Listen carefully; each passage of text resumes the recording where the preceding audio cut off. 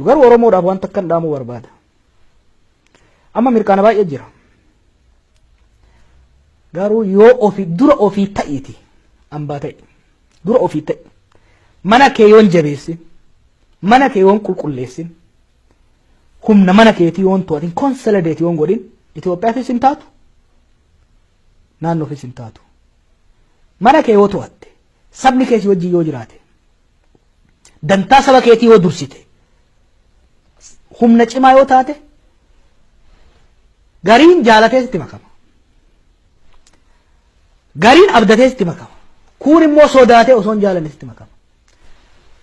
Mana kee keessa nageenyi jiraachuu baannan, saba kee kabajuu baannan, saba kee dhagahuu baannan, hayyootaa fi hogganoota saba keetiitiin wal quba qabaachuu baannan, ala qofee yoo kan laaltu taate, arra yoo harka sii dhayanii, boodoggaa kootii keessi argan si duuba waa dhabnaan sitti ka'an.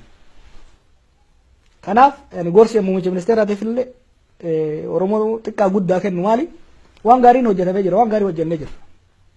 Waan Oromoos jabeesse, Itoophiyaas cunqursaa wayyaanee jalaa baase, naannoo sanitti hafuura nagayaa fide hojjennee jira.